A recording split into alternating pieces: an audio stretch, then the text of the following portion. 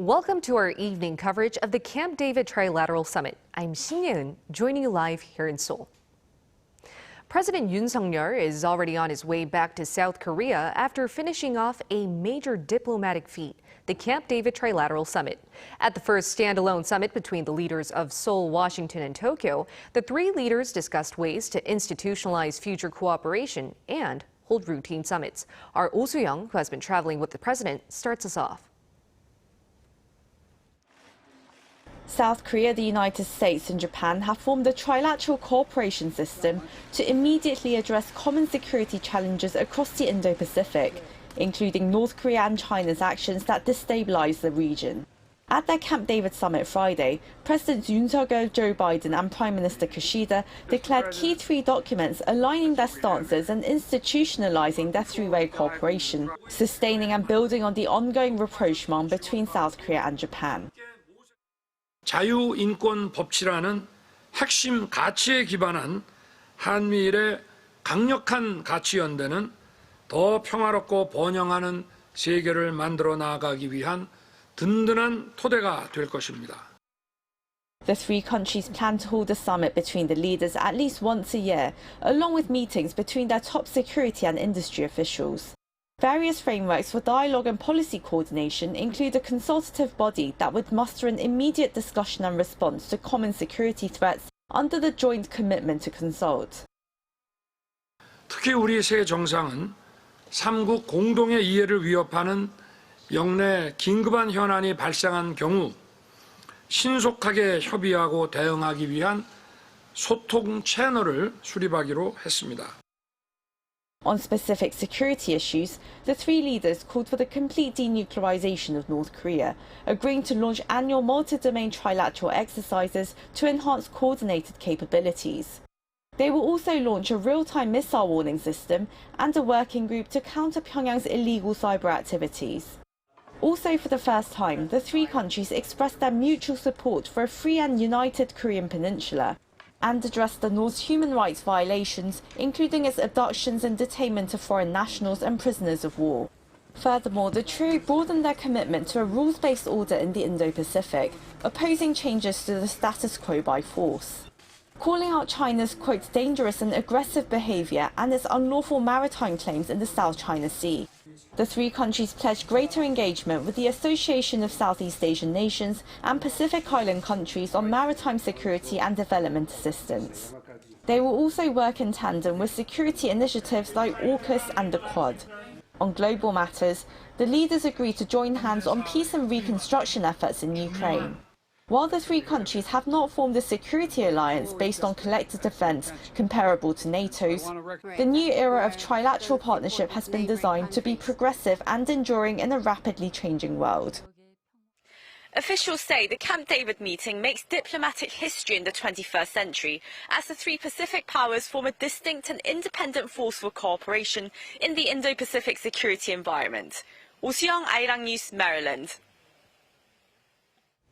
Another key area touched upon was strengthening economic cooperation, mainly by stabilizing global supply chains and working together to develop key technologies like AI. Altogether, South Korea, the United States, and Japan hold a third of the world's GDP based on advanced technology. Our Kim Do-yeon with the details. The Camp David Trilateral Summit has also started a new era of economic cooperation between South Korea, the US, and Japan. One key result from the talks was an agreement for a consolidated effort in protecting supply chains. 우리는 글로벌 공급망 안정, 에너지 안보를 위한 삼국 간 협력을 강화하고 해외 공급망 리스크에 대한 조기 경보 시스템을 함께 구축해 나아가기로 했습니다.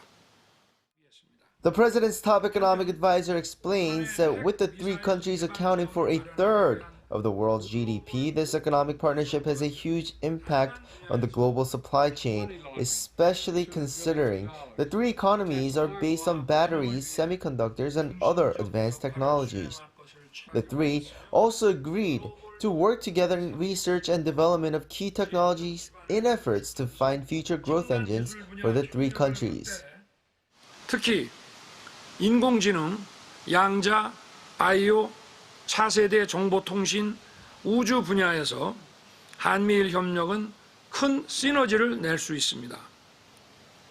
한미일이 추진하기로 한 국가연구기관 간 공동연구 개발과 인적 교류 확대는 3국이 과학기술 혁신을 주도해 나가는 초석이 될 것입니다. In addition, the three will be working to protect their intellectual properties to block technologies from being illegally exported or stolen by other countries. To that end, the spirit of Camp David Agreement explains that they will conduct inaugural exchanges between the U.S. Disruptive Technology Strike Force and its counterparts to deepen information sharing and coordination across enforcement agencies. The three will also hold the first trilateral meeting between finance ministers as well as launch a new commerce and industry ministers check, which will meet annually. While the regular meeting will focus on promoting sustainable economic growth and financial stability, as well as orderly and well-functioning financial markets in their countries, they will also discuss a fund to help developing nations.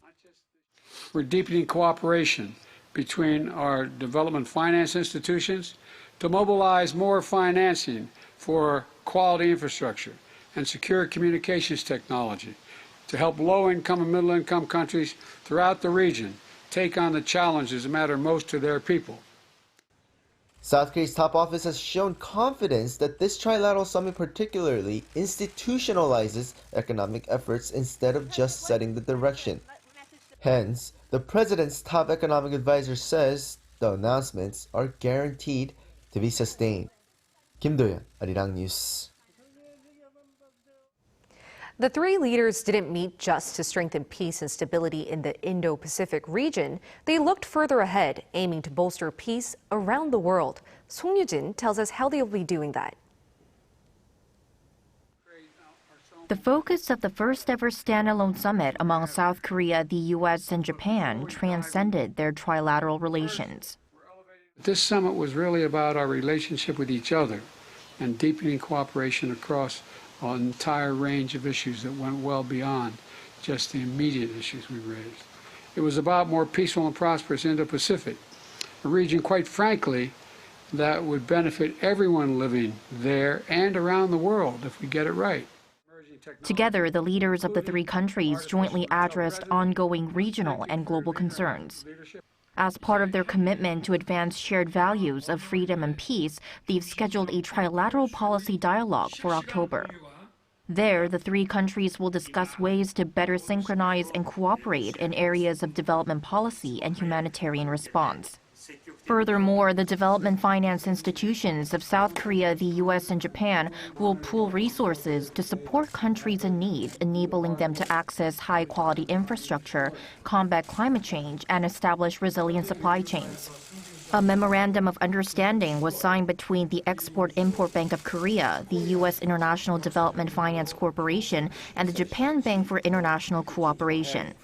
They'll jointly finance development projects aimed at enhancing the economies and societies of developing countries around the world. Seoul, Washington, and Tokyo have also underscored their shared ambition to enhance multilateral development banks' role in addressing global challenges such as poverty. One way is the formulation of the World Bank Group Evolution Plan that's set to be completed by October. This blueprint seeks to expand the institution's support for underprivileged nations. Another area discussed that's essential for sustaining all these efforts is the continuation of people-to-people exchanges. 글로벌 보건, 여성과 같은 다양한 분야에서 협력 체계를 구축하기로 했습니다. 한미일 미래 세대 간 유대를 강화하기 위한 한미일 청소년 정상회의도 개최하기로 했습니다. Dubbed the U.S. ROK Japan Trilateral Global Leadership Youth Summit, the event is slated for early next year and will be held in South Korea's southern port city of Busan. Song Yoo-jin, Arirang News. When spending hours at Camp David, the three leaders of Seoul, Washington, and Tokyo were seen not wearing ties. This apparently suggested that they were holding talks in a more candid setting. And on the sidelines of the three-way summit, the leaders each held separate bilateral meetings. Now, Bae Eun-ji tells us what was mainly discussed there. President Yoon arrived at Camp David at 9:20 a.m. on Friday local time and stayed there for more than 7 hours before he left at about 4:30 p.m. The leaders of the three countries met at the presidential retreat in Maryland without wearing ties, which appeared to be an effort to show their strong bonds of friendship. 오늘날 미중유의 복합 위기에 대응하기 위해서는 영내 가장 발전된 자유민주주의 국가이자 경제 대국으로서 또 첨단 기술과 과학 혁신을 선도하고 있는 한미일 3국의 강력한 연대가 어느 때보다 중요합니다. U.S. President Joe Biden and Japanese Prime Minister Fumio Kishida also stressed the importance of their trilateral partnership. And you've heard me say it before, Republic of Korea and Japan are capable and indispensable allies. Making the trilateral strategic and collaboration a plus is only logical and almost inevitable and is required in this era. Ahead of the Trilateral Summit, Yoon sat down with Biden for separate talks. Seoul's presidential office said in a press release that the two reaffirmed their commitment to achieve complete denuclearization for sustainable peace on the Korean Peninsula and decided to work closely together to deter North Korea's threats. It also said the two leaders highlighted progress on cooperation in economic security and advanced technologies and agreed to strengthen cooperation in fields such as nuclear energy and solar power. While at Camp David, President Yoon also sat down with his Japanese counterpart. This was his 7th bilateral summit with Prime Minister Kishida since taking office, as the two countries work to resolve historical disputes and restore ties. During the summit that lasted about 20 minutes, the two sides agreed to cooperate in a wide range of fields, including economics, finance, and energy, by resuming high-level economic and political talks by the end of this year. They also decided to strengthen cooperation in response to North Korea threats, but did not discuss the issue of Tokyo's plan to release wastewater from the destroyed Fukushima nuclear power plant. 배은지, Arirang News. The historic summit at Camp David garnered attention from a number of media outlets in the United States. The Wall Street Journal reported that the three countries took a significant step toward creating a bulwark against threats from China and North Korea, and that the Biden administration sees partnerships as a way to alter the strategic landscape against Beijing. Citing an expert, NBC News highlighted the significance of South Korea and Japan coming together despite their fraught relationship, originating in part from Japan's 35-year rule over the Korean Peninsula from before and during World War II. CNN also reported that in the face of persistent missile threats from North Korea and China's military maneuvering in the region, Yoon and Kishida have gone to great lengths to put aside their country's creaky relationship, marked by decades of tension and mistrust. It said the summit highlights Biden's mission of reinvigorating alliances, a key argument from Biden's 2020 campaign that's extending into his re-election bid. It also noted that from the start of his administration, Biden has sought to draw Asian allies like South Korea and Japan closer, in part to counter China. And earlier this morning, we mentioned how the Camp David Trilateral Summit is an important first step to institutionalize diplomatic relations between Korea, the U.S., and Japan. We're going to dig a bit deeper by including a visiting professor from Yonsei University Graduate School of International Studies. Joining me in the studio is Professor An Jun-sung. Welcome. Thank you. All right, Professor An, as I mentioned before, institutionalizing seems to be a key word in this Camp David Trilateral Summit. So could you first explain to us what institutionalizing cooperation actually means? Well, as you can see, that is the first time that three leaders get together, right? And they've been discussing this similar issues before in different format as like a sideline for the multilateral platforms. But this is the first time they actually set up, agreed to establish a trilateral platform to discuss on a regular basis. So institutionalization is more like, if you look at the contract issue, like in terms of legal perspective, like say there's an oral agreement, you can have orally agree to buy something and sell something, but why do you want to put it in writing? Because then you want to clarify that terms of agreement, that what they want to do, what they shouldn't do or should do under the agreement. That in that perspective, institutionalization is very significant, that three leaders get together and agree on the terms, on certain terms, and they display on the terms, right? As you mentioned, in diplomacy, it always comes down to what types of terms are being used. That's why we're going to be looking at the three documents and what types of terminology they've been using. I would like to first look at the commitment to consult. And this one seemed to be mainly stressing security alliances. But how will we see strengthened security when the leaders made it clear that this wouldn't involve a formal alliance commitment or collective defense alliance? It's a very interesting question because I asked myself the same question. If you look at the three documents, they signed three documents. There's the principles, right? Principles, and then the commitment to consult, right? The three documents that if you put together, there's about 3,000 words total. And I count up, and interesting about the spirit side is about 2,200. Wow. This is about majority of the spirit. But the interesting about what about the commitment to consult? How many words they have in that document? How many? Yeah, 141. 141, only out of 141. 3,000, right? It's very short. I mean, well, it doesn't necessarily mean that the length doesn't really implying that how much the agreement they have it. But the problem is that look at a big picture here. In terms of international politics, international treaties, agreement, you see how much common understanding they have it among the three parties. So if you say, for example, if you have for the split side, you have over 2,000 words, means that they agree and they won't really talk about issues. But in terms, from the other side, it talk about the consultation, about commitment to consult is very short because that, they don't really put it too much word because they have a less understanding, relatively speaking, in terms of consultation about the commitment. And then plus it's very interesting because the term consultation is very open use by international organizations like the WTO or United Nations, means basically then they respect sovereignty of each member. Means that same rule apply for that agreement, basically implying focusing on the sovereignty of all three member countries. They don't want to overstep on their extraterritorial application on any application of the law to their not law the terms of agreement to apply to that specific countries because that would be the legal issues. Right, and they don't want to step the line over to what was pre-assigned and pre-designated before in terms of alliances. Also the sovereignty issue. Exactly. Now, you mentioned the word count. I would also like to add on to that. We're going to be looking at the spirit of Camp David. There, North Korea was mentioned 10 times. It was actually the region mentioned the most in this document. So I would like to ask, how are the three countries trying to deter North Korea's nuclear threat? And they also mentioned cybersecurity threats, right? Very interesting question. If you ask those Korea, what do you think?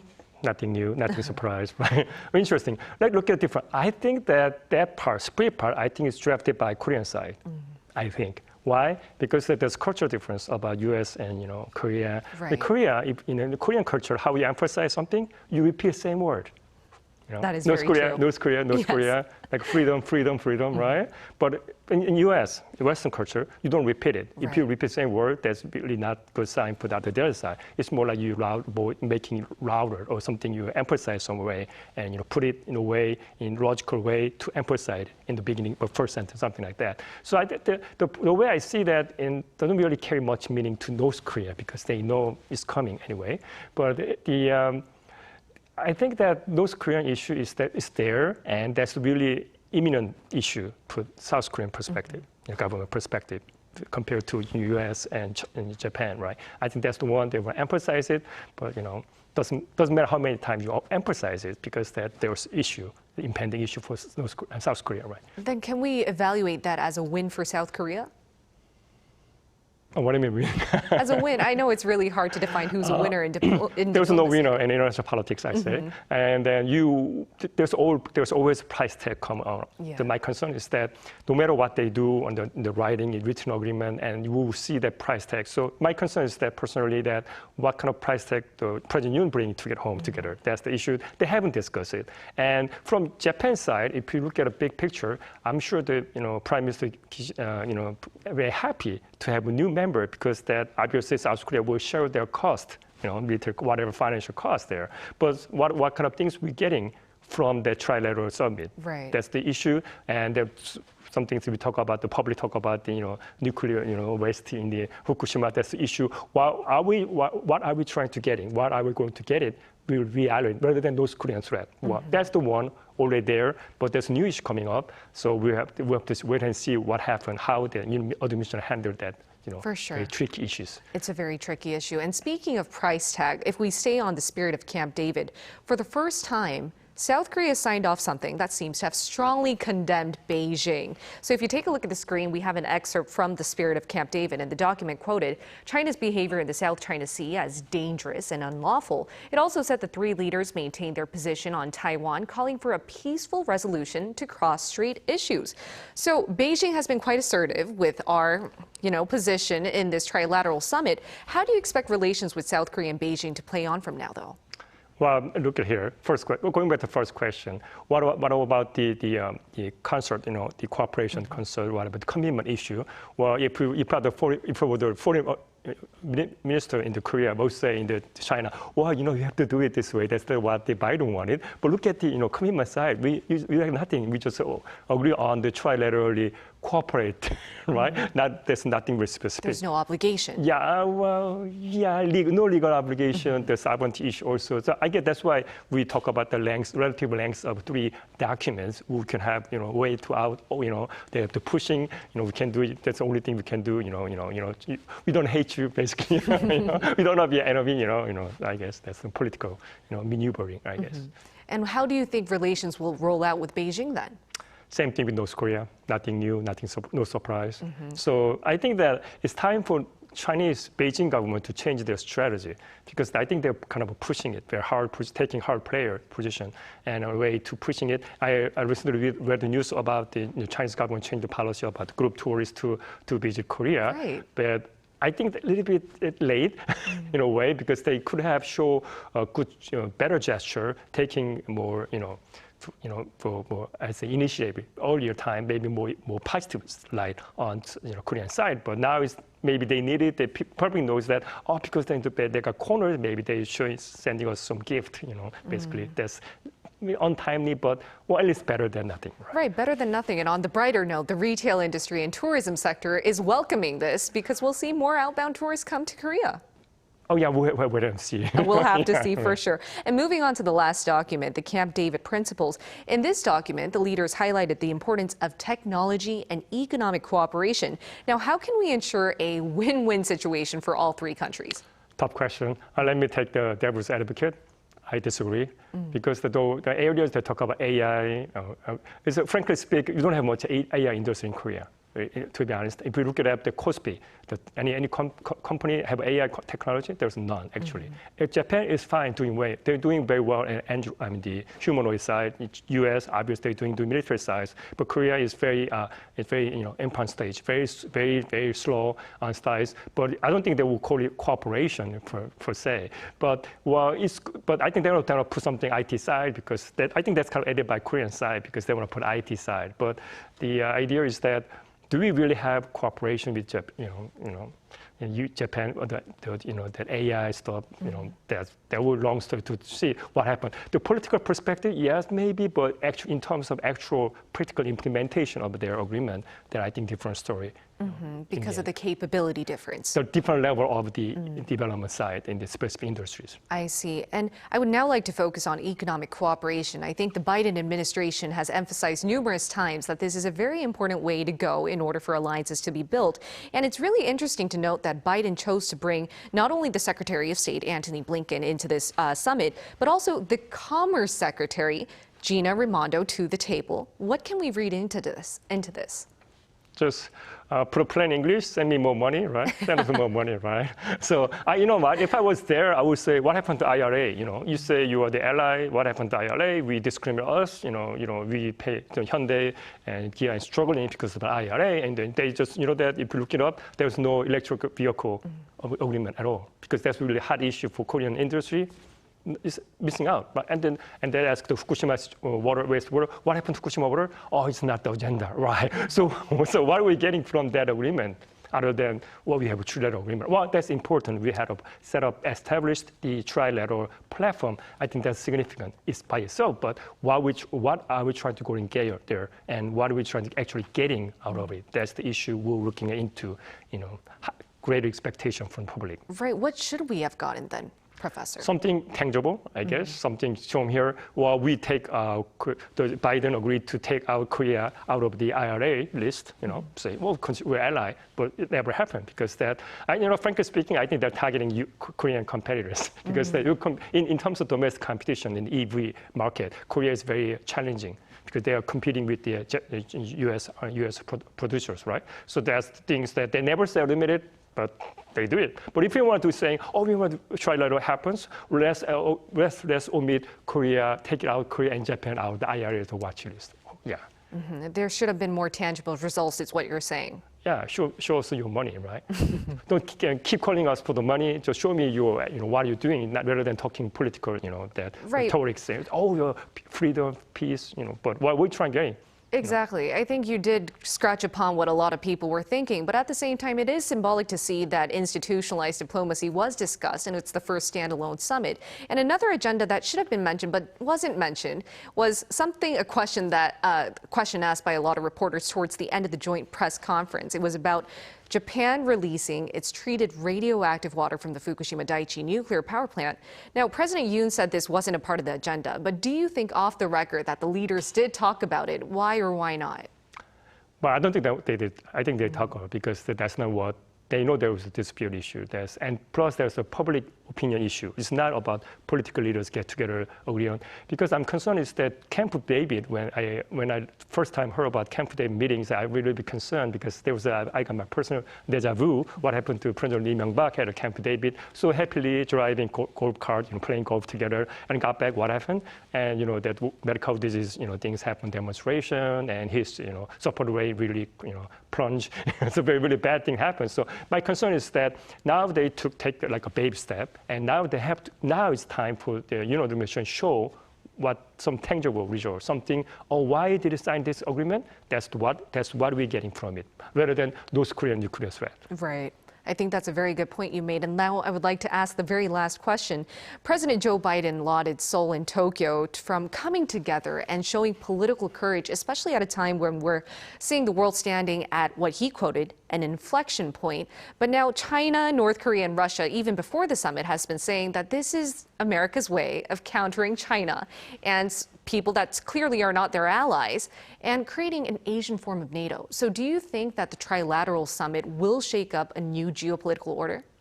Well, it depends on perspective. I think that's a Joe Biden daydreaming of what happened. In reality, different. Even the NATO is not working as he hoped, right? NATO is some disagreement on some issues, financial issues also. So I guess the way they see that from U.S. perspective and the NATO, the North Korea or Russia or China perspective difference, right? So I think it's a really political gesture at this moment, unless they will show produce something, some tangible result. And we'll see what happens. I think that the Fukushima water, the waste issue is the big issue because that they can handle it. Looking at the agreement, they say they trilaterally commit to consult, right, to get a group response.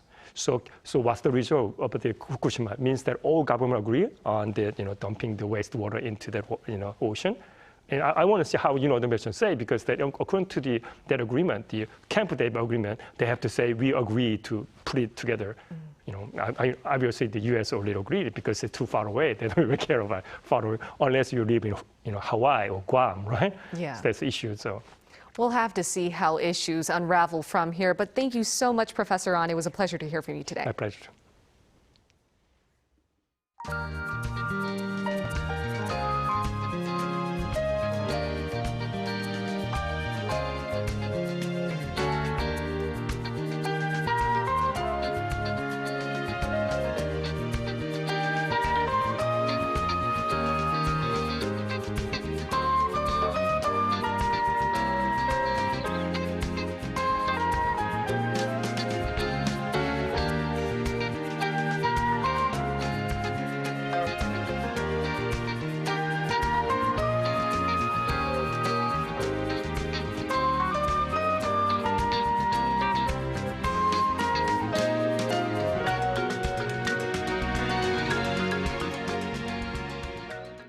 That's all we have for you today. Thanks for joining Arirang's special coverage of the Camp David Trilateral Summit. This was Shin Yoon bringing you live coverage from Seoul.